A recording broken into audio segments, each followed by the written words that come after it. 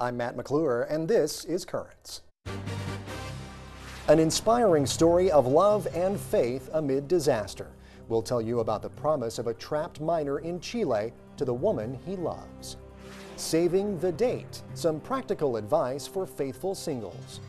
And just before Labor Day, we find out what this working man did before he became a priest. One of the interesting jobs in there, I used to clean the insides of tanker trucks. I'll never forget that one. I think it convinced me I didn't want to do that for the rest of my life. Right.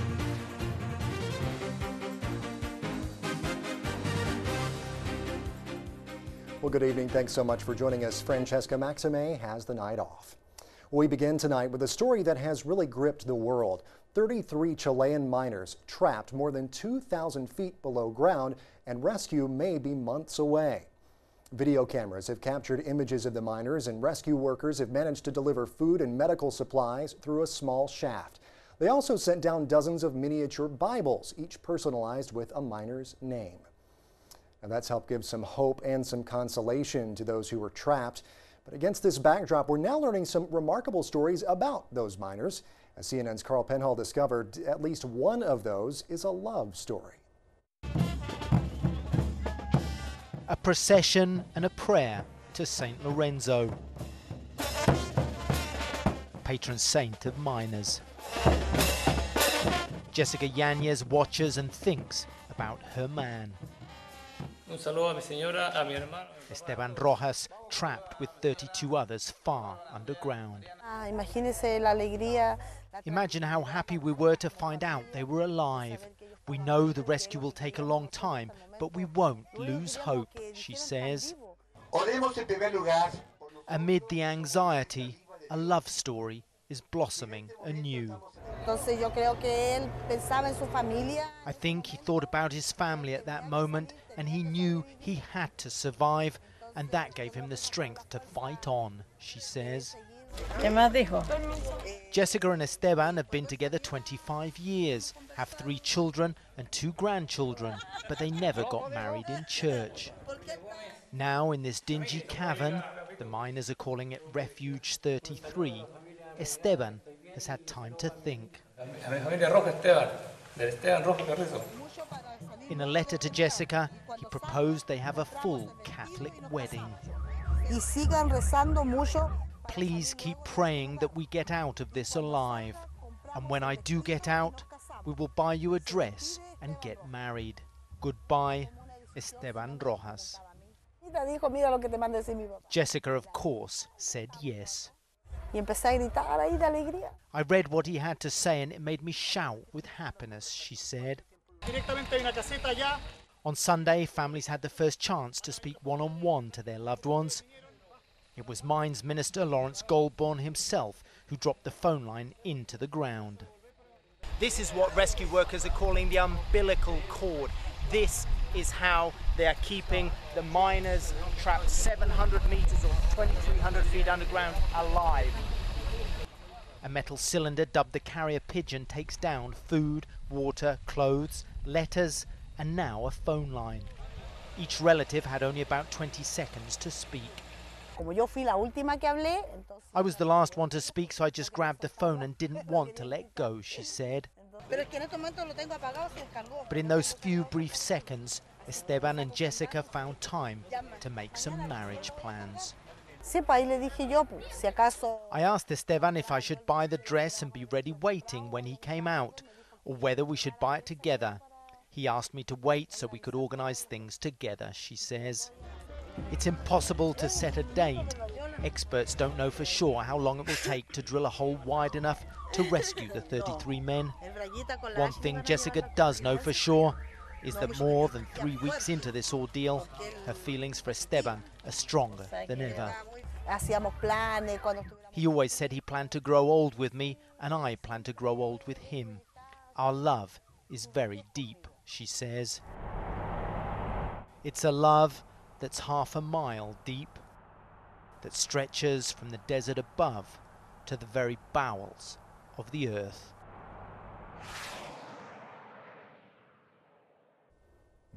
A remarkable story there from CNN's Carl Penhall in Chile. Well, when we return, we'll have more of the day's headlines, including what happened today when the Pope met the President of Israel. That and more next.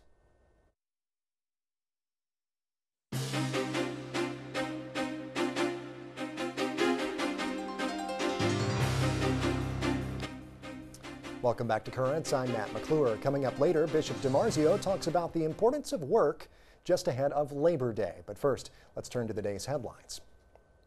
Direct talks between Israeli and Palestinian leaders kicked off today at the White House. Both countries pledged their support for a peace process leading to a comprehensive settlement within 1 year. Now, while those potentially historic meetings were happening in Washington, another Israeli leader was at Castel Gandolfo near Rome. We get details from Rome Reports. Benedict XVI received the President of Israel, Shimon Peres, at his summer residence in Castel Gandolfo.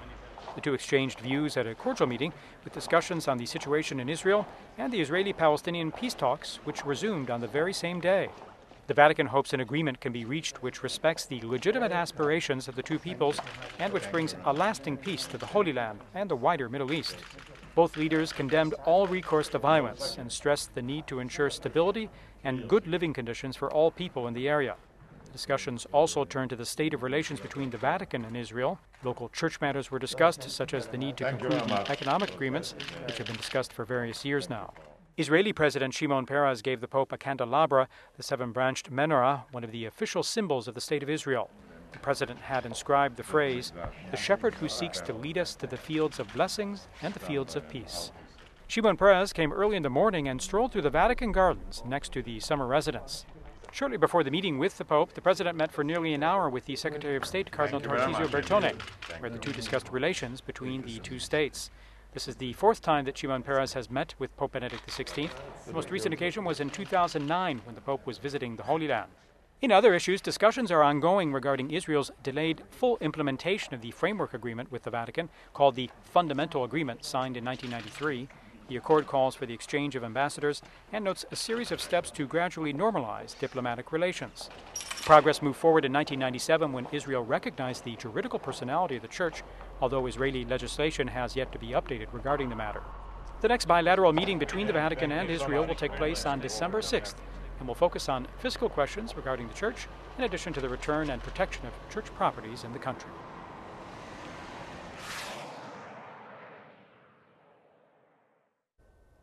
Well, meantime, in Belgium, the lawyer for a Catholic cardinal suspected of telling a sexual abuse victim to keep quiet says the media has blown the whole ordeal out of proportion. The attorney for Cardinal Godfried de Niels accused a news outlet there of committing character assassination and not publishing all of a recorded conversation between de Niels, the abuse victim, and Bishop Roger Van Helyu. In the portion of the conversation published by the Belgian newspaper The Standard, Cardinal de Niels appeared to ask the victim to not report the abuse to police until the abuser, Bishop Van Helyu, resigned. The lawyer says that's only part of the story, though, and that Cardinal de Niels was merely coming up with alternative scenarios at the request of the victim. Well, Catholic and Muslim leaders in New York City would meet on a regular basis if New York's Archbishop gets his way. Amid contentions over the proposed Islamic center and mosque near Ground Zero, Archbishop Timothy Dolan says leaders from the two religions should come together to ease tensions. Dolan told the Wall Street Journal he does not want to tell Muslims whether they should build the community center 2 blocks from the site of the 9/11 attacks. The Archbishop told the Journal, though, he wants to set up regular meetings like those that have been going on for decades between Catholic and Jewish leaders. He says the idea would be to talk about their differences and build interfaith understanding. Well, in the meantime, the backlash against the Islamic Community Center is not sitting well with one Muslim group in particular, and they're taking it to the airwaves to make it known. The Los Angeles chapter of CARE, that's the Council on American Islamic Relations, has released new public service announcements they hope will calm some of the rhetoric. The videos feature Muslim Americans impacted by 9/11, like a New York City firefighter, and a woman who says she wanted to do whatever she could to help the victims. My name is Rudy. I'm a clinical pharmacist, a first responder in 9/11, and a Muslim. The spots hit the air this week. They're also posted on YouTube. Well, in the beginning, God created the heavens and the earth. Those are the famous first words of the Bible, and one highly renowned physicist says those words are wrong.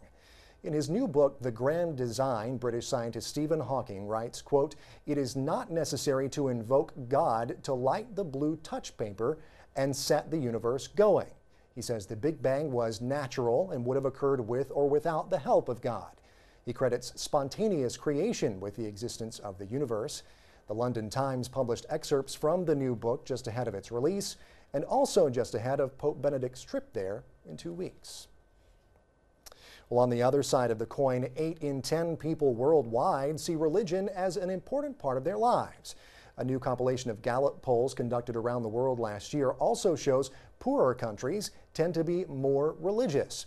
In countries where per capita income is $2,000 or less per year, 95% of people say religion is important to them. Now, that number drops as income rises.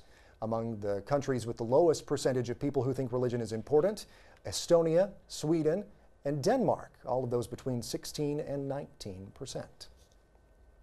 And finally, the economic recession has caused just about everyone to tighten their belts, but reports say one religious group in particular is cutting way back. Religion News Service reports some Jewish congregations are downsizing High Holy Day celebrations. They're recruiting more volunteers and also reconsidering the size of their buildings. One Jewish theological professor says it all boils down to the fact that most synagogues charge a fee to attend services, and a lot of people are trimming their budgets during the downturn. Well, stay tuned. There's much more currents coming up. When we come back, looking to meet that special someone, we'll hear from an expert with some advice.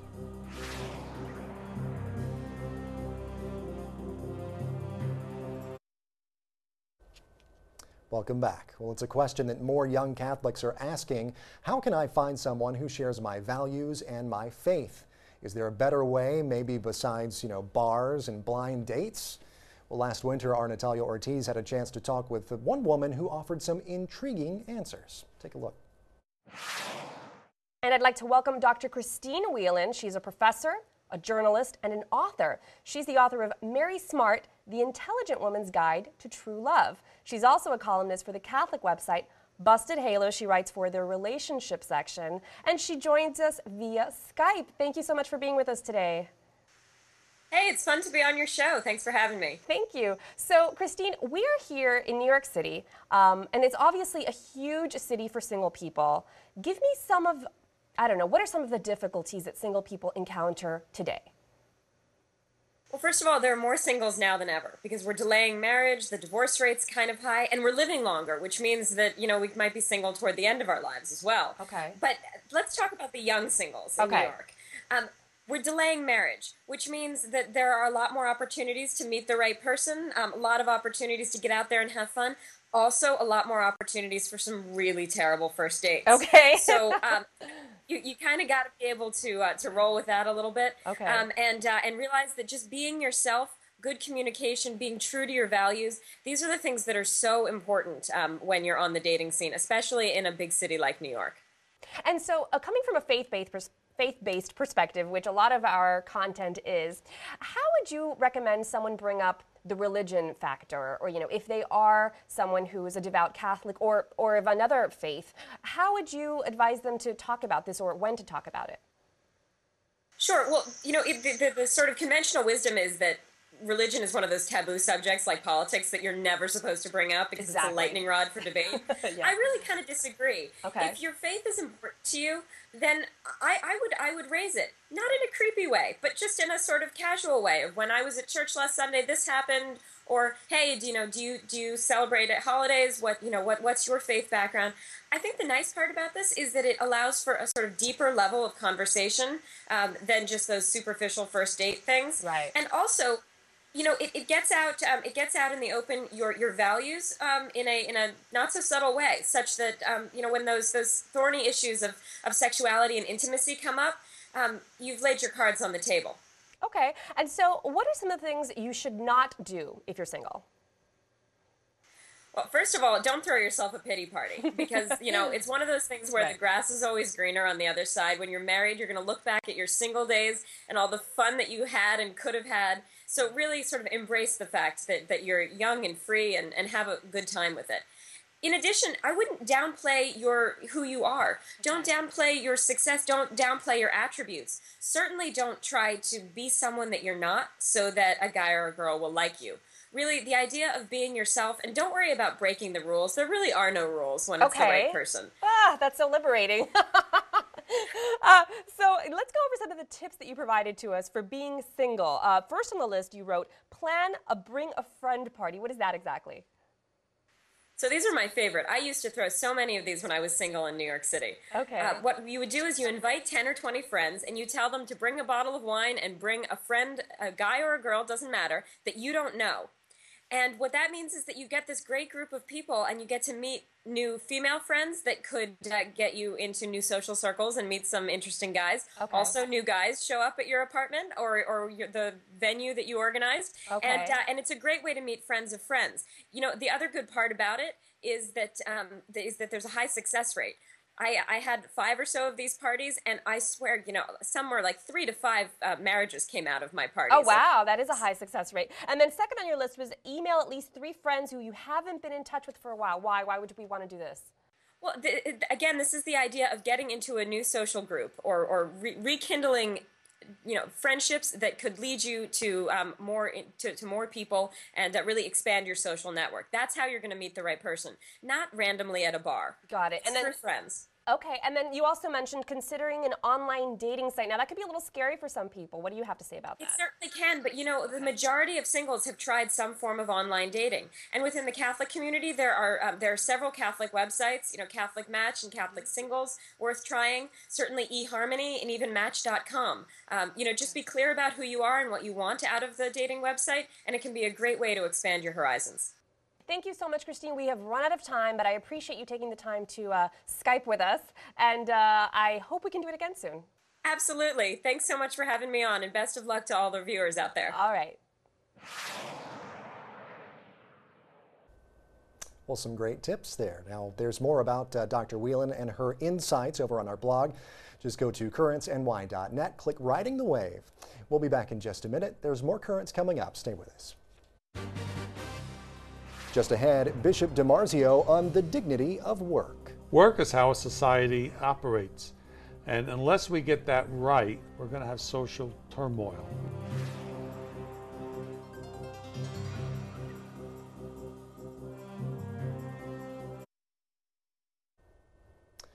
Welcome back. Well, for a lot of us, Labor Day means heading to the beach or maybe lighting up the barbecue.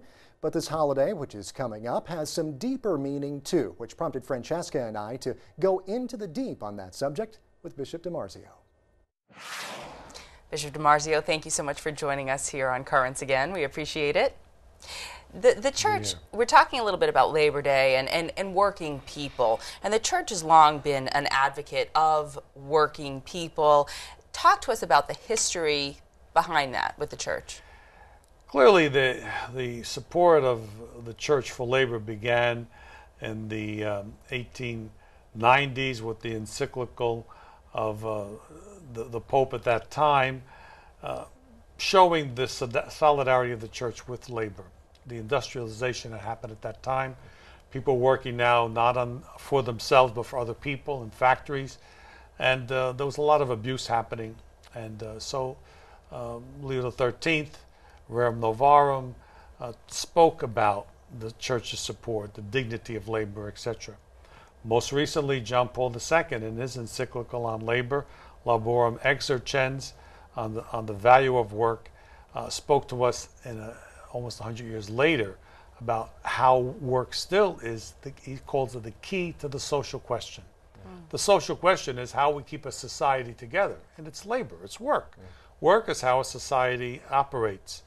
And unless we get that right, unless we get that key question correct, how we work and the value of work and how workers should be treated, we're going to have social turmoil. And that's what I think the teaching of the church is. Well, that being said, there are so many people today who are out of work in the economy that we've been going through now for the past couple of years. What do you say to those who are maybe out of work? And there's so many people, too, who have been out of work for quite a long time, 6 months plus. What do you say to them as we prepare for this Labor Day and marking those who do work and appreciating their daily sacrifice. What do you say to those who are out of work? Well, I think, first of all, they can't give up hope that they will find appropriate work. Today, it's more difficult, obviously. There's less work available. People also have to make their mind up. Sometimes they have to change. They can't do exactly what they think they wanted to do. In the society that we have, you don't get one job for a lifetime. It used to be that way, no more. So people change, and you change sometimes careers, and sometimes something you're not prepared to do, you have to do. So there's got to be a lot of flexibility built in today. It's not the easiest thing, but I think people have to recognize that and don't lose hope and be flexible. Right, still keep the faith on that. You've been a priest for 40 years. You just celebrated your anniversary, but that's not the only job you ever had, right? So talk to us a little bit about... Well, yeah, I guess in our country, everybody works, and I got my working papers when I was in high school. I first worked in a lawyer's office doing, those days didn't have Xerox, but whatever we did to copy things and bring stuff to the post office. And then as I got older, I did some work in factories. I learned how to drive a stick shift in a dairy, and one of the interesting jobs in dairy, I used to clean the insides of tanker trucks. Oh. You had to crawl into the tank. I was a little thinner then. You could crawl into the truck, and then you had to scrape it down because the cows would leave this milkstone. The milkstone would stick even to stainless steel, which is the inside of the trucks, with a scraper, clean it up, and so the next it could go back to the farm. So that was interesting. I'll never forget that one. I think it convinced me I didn't want to do that for the rest of my life. Right. And I think everybody does jobs like that, and they kind of say, wait a minute, I think we find a little different kind of work. Sure. But you appreciate how people do work and how difficult it is sometimes that they have to do. Definitely. Not exactly the cleanest job there. No. What is your, as we wrap up here, what is your prayer for those who are celebrating this Labor Day and celebrating and honoring those who are working?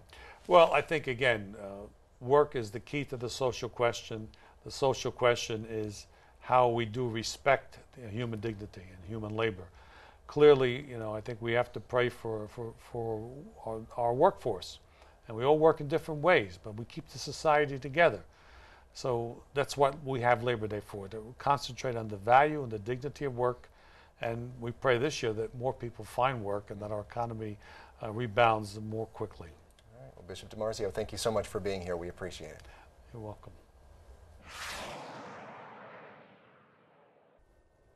Bishop DiMarzio scraping the inside of the tanker truck. That's an interesting job, but he's been a priest now for 40 years, so he's, left that behind.